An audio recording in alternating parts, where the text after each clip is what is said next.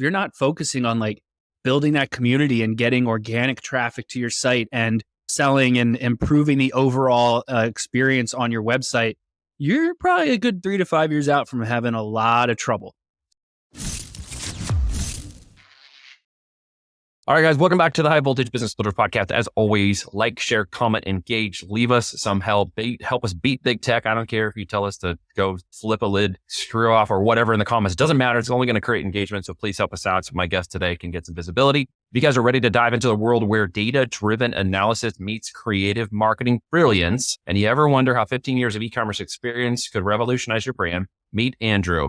All right, we're going to talk today about the strategy and the genius behind his brand, how he's been lifting up brands to grow them into omni-channels, multi-channel strategies. And we're going to call this the math method today. And we're going to dig in today with his experience and figure out where we go from here. Thanks, Jude. Thank you. Can I trademark that? Math method? I don't hate that. You go, brother. The math method. Get it. You can put my name on it if it ever goes out the credit door. Sponsored by. Well, as long as we're not sponsored by Pfizer, we're good to go. All right. So where are you in the world today, my man? And how are you doing? I'm in Westchester, Pennsylvania. I'm outside of Philadelphia, and I'm doing just fine. How you doing, Neil? I'm doing great. It's a beautiful day, spring here. I don't know if you've hit spring in your part of the world yet, but out here, things are blooming and green, and it's just getting beautiful. There. Baby steps. You're getting there? Well, that's good. So 2024, what's on your mind today? Where are brands going? Where are the positives and negatives? What are you bullish on? What are you holding back? Man, where do I start with that? 2024, let's see, with a lot of brands, what I'm seeing right now is actually, especially in like the past couple months, I've noticed like a real clear like line in the sand of the brands that are building like a community and are focusing on kind of more organic aspects to get people very interested in their own brand versus the other like kind of Me Too products. Amazon created this like ecosystem of, if you can find a manufacturer to make you something, even if there's 1,000 of them out there, I'm going to do it too. And so like the countless coffee brands that are all the same thing, the countless, like we all have bathroom mirrors, like just stuff like that where it's like, come on. So like I'm worried that no one's really innovating like they used to. Then you look at the other side, you have the tech space, and AI is becoming just annoying, where it's like everything's AI. Everyone says that it has AI and it just doesn't. It's just like an if-then statement and they think it's awesome. And so it's, I don't know, maybe this will turn into just me venting about the frustrations of the industry. No, I was going to say you're on. You're speaking my jam, man. We've always talked about innovation. If you've listened to my podcast, we always talk about invention is one thing, and not everybody can be an inventor, but everybody can innovate. Mm-hmm. Just think it through. If you give it some time, if you build some uniqueness into the product and the brand, if you can see it eventually getting to possibly a utility or design patent, you're now moving yourself away from the market. Your retail price points can go up. Your brand can create value, emotional connectivity, the solutions behind it. Stop me if you've heard this before. And like you said, build a tribe. Yeah. Really building a tribe around your brand is important these days. Yeah, exactly. And a lot of what, like, I preach the organic side a lot more than most. A lot of agencies are very focused on the paid ad side. And we do, it is a majority of our business, but it's not what I talk about a lot. And the main reason I see is like CPC's average increasing between, last I looked, it was between like 5 and 7% every year. And so the average CPC on Google alone, just for consumer goods, will surpass $5 in like, I think it was like 3 years from now. So depending, and with the average order value of consumer goods being between like that $35 to $40 range, you have so many brands that don't focus on CRO, so consistently improving and A/B testing their websites. You have brands that don't even acknowledge SEO exists. So they're just constantly fighting the battle with CPCs. And we're probably, I think, 3 to 5 years out from all of a sudden, a lot of people being able to not afford to run ads because of it just doesn't line up. Your conversion rate's never going to be like amazing where it's like 100% of people buy, and costs are going to keep going up. So your customer acquisition cost is going to go up. So if you're not focusing on like building that community and getting organic traffic to your site and selling and improving the overall experience on your website, you're probably a good 3 to 5 years out from having a lot of trouble. So everyone's like, oh, AI is this, AI that, let's focus on this. And they're all like, how do I use this to drive more traffic to my site and blah, blah, blah. Like, you're not squeezing out every inch of juice out of your apple that you've got. That's not an analogy. I made it up. It's like, I don't know what I was doing there. You're sure you I can don't know make what I it was up. doing there. But it amazes me. So no one focuses on the asset that is their website. They focus so much on getting my product in front of people that they're like, why aren't I converting? Like, because you did nothing about it to make someone convert. And because it's so crowded now, the average consumer is overwhelmed with options. As I said, there's a ton of Me Too products out there now. So unless you're doing something to stand out and having an amazing experience every time someone purchases something, you will not survive probably the next 5 years. Yeah. I was talking with the guy earlier this morning. We were going over a little bit about the being bullish on the TikTok side, the brand discoverability side. What are you seeing over there? I mean, it's a big catchphrase right now, but and there's Me Too products are kicked in this because we've always talked about don't do Me Too products on Amazon. We've been saying this for years and years and years, like a freaking broken record. Don't do Me Too products anymore. You shouldn't have been doing this. This was 2014. However, what are we seeing on TikTok right now? It's all like Me Too. Products from 2014 Here's Amazon. Something you didn't know about from 10 years ago. Right. And I'm like, holy crap, man. That's like it's an amazing opportunity if you take advantage of it. If you guys are thinking about this as a brand, if you're on Amazon and you want to open TikTok shop, we're definitely doing that right now because it's just stupid not to get brand discoverability and watch it back over to TikTok. What are you seeing from your perspective on all that? Are you positive? Are you negative on it? Do you feel same thing? Honestly, like it's very impressive. Some people do really well with it. There's certain products that do really well on TikTok. There's others that don't at all. Yeah. The audience is not nearly as young as everyone assumes it was, which it was during COVID maybe, but now we're 5 years into it. It's doing better. There's theories on whether it'll stick around and all that fun stuff, but for now it's here, so let's deal with it. I think it comes down to, it kind of stems into other areas of like, you really need to know your customer, obviously, which is sad that I even have to say that, but you really need to know your customer. It's not sad. You just got to keep saying it. You got to know your customer. You really need to know your customer, but you also need to know the platform that you're speaking to them on, because your customer, your ideal customer, is very different when they're on Facebook or when they're on Instagram or if they're on Amazon or if they're Google searching or if like, so it's when you're on TikTok, if what you do and the words that you use on your Google search ads are not going to be what works on TikTok. So it's very much like everyone's in a different mood when they're shopping, and your customer is going to be in a different mood depending on the platform they're on. So TikTok, it's you're there to entertain. So you've got to find a really cool way to make your product fun and entertaining and make it more about the entertainment and less about the sale. And then the sales will come second. Yeah. Yeah. It's brand differentiation. It really, at the end of the day, is what we're talking about. Getting your brand out of position so it doesn't get seen like all the rest of the people.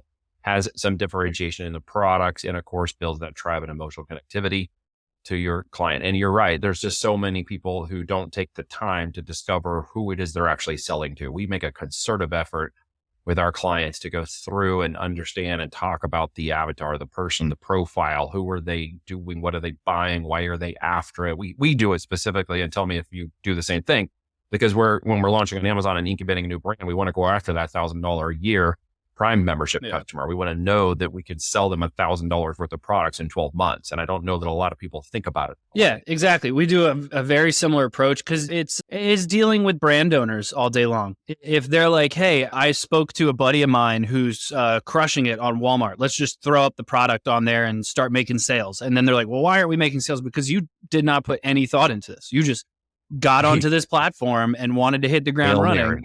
And that's just not how it works. You really poorly done Amazon listings, poorly done social media approaches. Now, obviously, with Google's recent core algorithm update as of 3 weeks ago from this recording, that's obviously took a big hit on poorly done article creation. So it's really a matter of like all of these brands that are constantly trying to game the system and like find these neat little hacks or these kind of gray hat areas, and then it comes back and ends up biting them in the ass several years down the road when these algorithms catch up to them. So it's like those quick wins they do catch up. Are pointless. The best brands out there, the biggest ones you can think of, your Fortune 500 brands plus, none of them cheated the system. They followed everything to a T. They did it how they were supposed to do it. Some of them, obviously, they got so big that they don't need to have these big fancy like Amazon listings and stuff anymore. Like we did a big stint with Crayola for a while, and like their listings were hideous, but they're Crayola, so who cares? Crayola. So, but because they followed the rules prior, that they don't have to worry about some of the rules anymore. So yeah, but you're right. The bar is low. We've talked about this many times. The bar is so low that you could just crawl over it if you just do it the right way. And I think there's a lot of desperation and concern, and there's there's personal, there's stress, there's the finance, there's the what if. People are clinging to their 9-to-5s. They're just like, I don't know. And it's kind of like, this is your opportunity to excel is not very high anymore. You just have to do the right steps from the very beginning and do what others are not willing to do. And that's your opportunity now. I hate to say it that way because it sounds like I'm talking down to the market, which I'm not really trying to do. But it's kind of like I get on these notices and stuff, and they're like, hey, we're having this next growth webinar. And I'm like, no, you're not. No, you're not. Like, I have no interest in participating with that. You know what I'm saying? If I get invited to one more of those, or if someone tells me one more time that they are a guru at something, I might just resign and be like, I'm done. I'm out. I can't do this anymore. Now, is it the GURU or the GOOROO? Because that really does make a difference. I mean, there's no GOOROO. I have not seen that one. Really? The gurus? That sounds gross. You gotta hold that one up. Yeah, right. You can see that's what you do when you squeeze a guru. You get the guru. It is so easy though for people to come out and be experts in this nowadays. And I mean, you get 1,000 people, you get a blue check mark, and all of a sudden you have wisdom. And now you can just pay for the check mark. Now you could just pay for the check mark. Pro tip. Then you can become an expert in anything, right? But you've been in this for a long time, 15 plus years. I mean, you're an old goat in the hilltop here because not many people have had this long of experience, this much exposure to the market. What have you been seeing? What are you watching? And if I ask you to open that crystal ball based on that experience and say, what does the next year look like in your business and your goals? What would you say? What would you forecast? In my business or in the industry?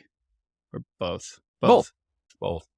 In my business, we are really leaning a lot more into the organic side, kind of like what I was complaining about that I say we talk about all the time. Getting real pushing on the CRO side and the SEO side, mainly because not only do we do it for ourselves, like I try to always do the practice what you preach aspect. Like we're always A/B testing on our stuff on our site, and we're an agency. A/B testing things on my site does very little, but I want to practice what I preach and go through the methods.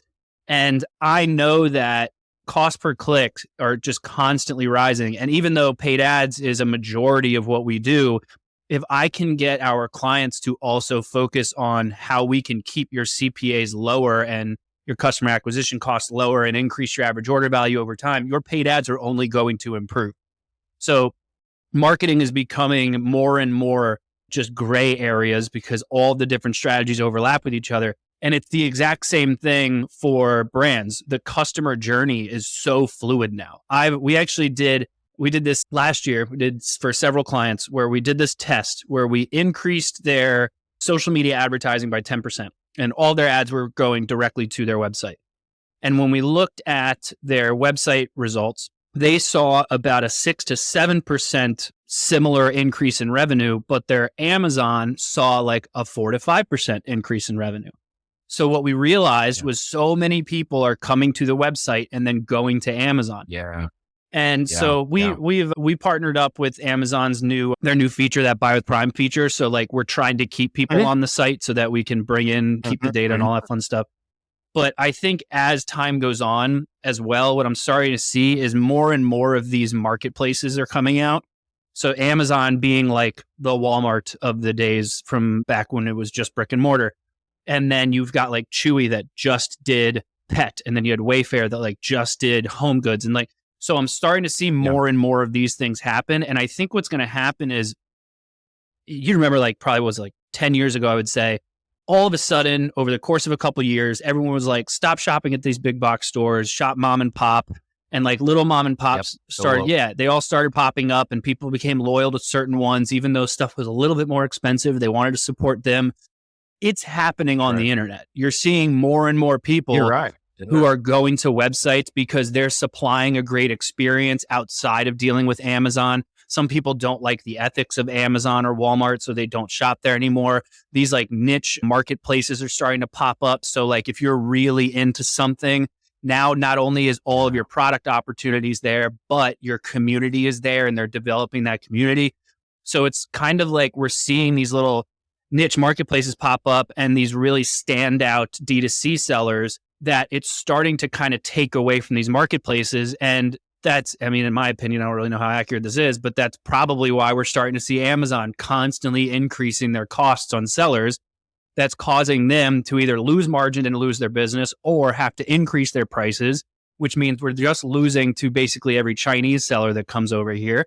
So it's becoming this like cyclical pain for anyone who's on Amazon, who's just making like $1 on products that have an average order value like $30. It's nuts. It's not going to work for that. We were going on anything less than $30 nowadays is pretty much not going to work for the average seller. And it wasn't about 3 years ago, just most people weren't pivoting and doing what is necessary to elevate their brands. And I talk to brand owners all the time whose businesses are 3 and 4 or 5 years old, and they're suffering greatly right now and they can't figure out what's going on. And you look at their product and their SKU line and you find out very quickly they have taken advantage of that ride. But now that the fees and structures have changed and they didn't pivot and they didn't move into additional tiers, into higher value brand tiers and into more solution-based products at higher to 50 and 150 price point, they're going to suffer. And they can't move fast enough to get out of the way. So the fees are killing them. And we were joking earlier, it's another version of the bloodbath, to borrow more keywords for our podcast today, is that they're just seeing in the forums and online and X are just having a horrible time of it right now. And of course, they blame Amazon and don't take a lot of responsibility for the fact that as business owners, they didn't pivot. They didn't change. They didn't move with the market. They weren't willing to listen. Maybe they just squeezed all the profits and enjoyed it while it lasted. But right now, if you're making sub $10, if you're making $5, you are going to be out of business this year if you can't pivot. Would you agree? Absolutely.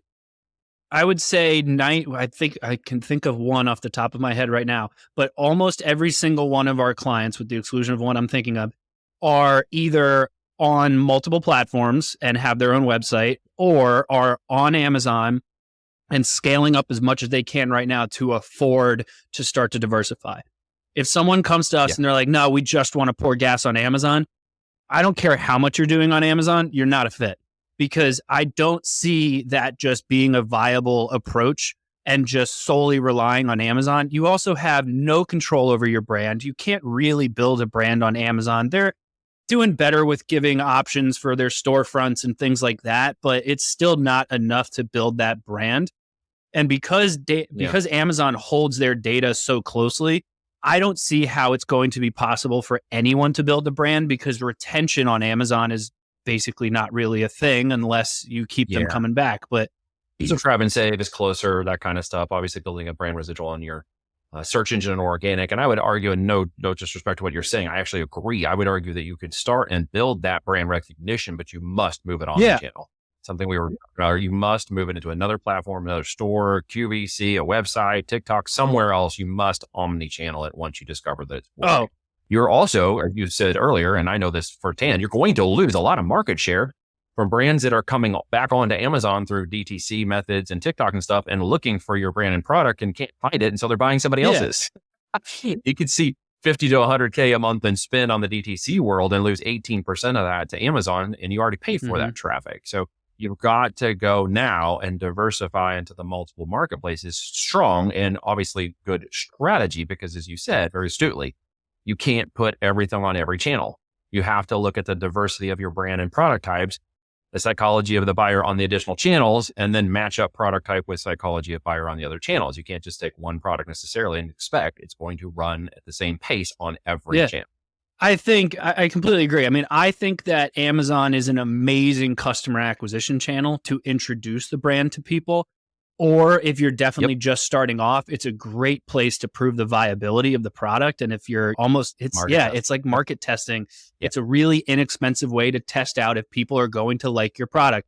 But if you're trying to build a brand and you're trying to build a serious business that you're looking to have a real nice exit from one day, you have to diversify. Now, 100%. There are a lot of Amazon sellers that I respect that are just doing it as like a second side gig and just getting some cash out of it. And great, that's totally fine. But that's just not what I would do. That's a side hustle and hobby business. That's not the game we play, right? The game we play is omni-channel. And as I've mentioned before, people have heard me say we're acquiring, we're exiting these brands. And so if you don't have an omni-channel, I'm not buying an Amazon only. You have no asset. Unless it's like sub low and you're going to sell or finance the crap out of it for me, then I'll maybe consider it, because then I'm going to take the rest of the capital and I'm going to go push it omni-channel. There you go. Because that's just that you just watch the blow up of the marketplaces and the way people are looking at it now. And it's like, it's a buyer's market. You can't come in as a seller anymore and say, well, this is a 4X Amazon brand. I'm going to say, no, it's not. Where's your other channels? If you have 5%, what's your number? Mine's about 5% of other channels open and established, at least, even if they're not currently growing at the rate necessarily they could, et cetera. Where's your, mine's about 5% omni-channels. If it shows that, then I'm going to look at that and say, okay, there's upside potential. There's opportunity. There's a proven start in that marketplace. Yeah. I guess if I had to put a percentage on it, that kind of lines up. I mean, from our end as a, as like a marketing agency, it's really more of like a where they want to go. In your case, obviously being a little different, but from like the 5% aligns, I like that. I think that really what we try to focus on, especially if you're looking to exit one day, which is pretty much where everyone wants to end up most of the time, you have to build an asset outside of just your physical assets, like your inventory. Like, there's a ton of businesses out there that are more interested in buying you. Great. If you're profitable, awesome. That's how we're probably going to work on evaluating you. But what if your email list is massive? What if the amount of traffic coming to your website is huge? What if you've got some ridiculous social media following that's really engaged, or you've got a big list of influencers that love working with you?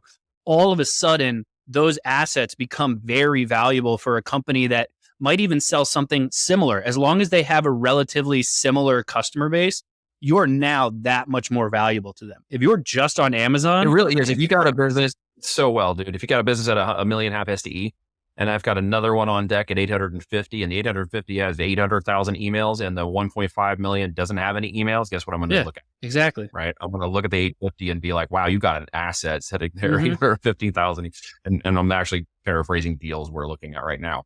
And looking at the viability, the extra profit is great, but that extra $200,000-$300,000 in SDE with no email versus email oh my gosh, absolutely, all day long and twice on Sunday. I agree. Where are you taking your business in this year? Like, what are you most interested to be doing and having the most fun and seeing the most results from? So far, even just in Q1, the CRO side's getting really interesting. We've been doing more and more of it. We've partnered up with VWO. In fact, we have an event with them and with Buy with Prime in a few weeks. And basically, like, we did something. I just put the case study up like a week ago and I can't remember it. We did a CRO audit for a client of ours, ran a handful of tests, and then just implemented everything. And it was a quick, like, 30-day sprint. It wasn't like a big campaign. It was just like let's do some tests. And their conversion rate, like, it was like 2.5x what it was originally. And that was one of those, like, look, if I could do that for everyone, I would be a very, very wealthy guy. So there's a reason it's a case study, let's be honest. But it was still like, okay, like I'm starting to really see the benefits there. And then ignoring the conversion rate side, they also saw, I think it was like a 1.5x increase on their AOV. So that's where I'm like, sometimes you can only get your conversion rate so far. Once you start clearing like 6-7%, like, you're in an awesome space. Most people can't even do that. Aligned. So then the next thing. And CRO, for those who don't know, is CRO conversion rate optimization. So A/B testing things on your website. So usually with that, you're looking at your micro conversions, right? So everyone thinks like, oh, I want to improve the overall conversion rate of my website. Like, cool. Who doesn't? Baby steps. If they get to your homepage, the purpose of your homepage is to get them off your homepage. You want to get them to either a collection page or a PDP. And as soon as they get to your PDP, your next job is to just get them to the cart, then from cart to checkout, then from checkout to close. So focusing on those micro conversions along the way and A/B testing different placements of things, that's the ideal way to focus on your conversion rate. Then you look at your upsells, your other opportunities. So now once you've kind of like gotten your conversion rate to a much better spot, how can I get them to buy more things? What's my average amount of items per order? How frequently are they coming back? Do I have like on website retention things in place? Like all of those elements. It's just because we've been so focused on paid media for so long, it's been really nice to see that we can tell our paid media team, hey, we're working on making the website perform that much better because it's going to help your paid ads. Because too many times you work with agencies that just do one thing, which is awesome. And I respect the specialty approach, but marketing is so gray. There's so many areas that overlap that like specifically paid ads guys, they'll drive traffic to a website all day long and be like, I don't know why it doesn't convert. Like I can tell you because their site's running really slow. Like it's obvious. Where they do the worst case, they take on a site they shouldn't have in the first place and they blame it on the site. Oh, well, our traffic is good and yours sucks. They point to click-through rate and they're like, oh, we're hitting the right audience, but they're not converting. You've got to look at your website. But like in our position, we go, you have a high click-through rate, you're hitting the right audience, but we're having an issue when they get to your site. Let's help you fix your site. Instead of just being like, oh, sorry. Smart. Taking more out of existing traffic. Exactly. Yeah, that's great. It's a great resource. And it's a much needed tool. So for our kind of last couple questions here, if you had somebody that you would want to interview or speak to and you could sit down and have lunch with them, who would it be? Mike Tomlin, the head coach of the Pittsburgh Steelers. I am a Steelers fan, so obviously that makes me biased. But I'm just very aware of the horrible teams he's had several times and still has winning seasons. So there's something with his leadership and something with the way that his mind just works that I would love to just pick his brain and just see how he's able to constantly bring those people together. I mean, you see guys like Antonio Brown come out of the Pittsburgh Steelers, and while he was there, he was not that crazy. So now it's kind of like, okay, Tomlin, how did you keep him like actually as a functional player for you during those last couple of years? So I would just love to pick that guy's brain. Leadership. Yeah. Fantastic. Where we've had like Elon Musk. Yeah, somebody said Rogan. Somebody said Andre 3000. That was an awesome one. I didn't hear that one coming. Great flute album. Off guard. Tomlin, leadership, quality, creativity, ingenuity, and innovation. These are kind of the themes of the guest spot. Where can people figure out how to connect with you and decide whether or not needing traffic or website or DTC optimizations or something they need? Where can they connect? Dealer's choice. I'm LinkedIn, Instagram, Facebook, all that fun stuff at Andrew Maff, or I also have a website. Otherwise, anything at Blue Tusker is also all over the place. Or you just email me it's Andrew@bluetusker.com. And soon to be the mathmethod.com. The mathmethod.com. Yeah, I got the domain while we were on this podcast. You better have, because I'm going to register right after this. I can turn around and sell it back to you. Oh, entrepreneurial. Thanks. You got to love it, right? That's people are like, how do you monetize your podcast? Well, I just steal from the people that's on it. I just take their IP and register it when I'm live on the podcast and then sell it back to them afterwards. Dude, this has been a fun interview. You've been a good guest. Thank you. Thanks for having me.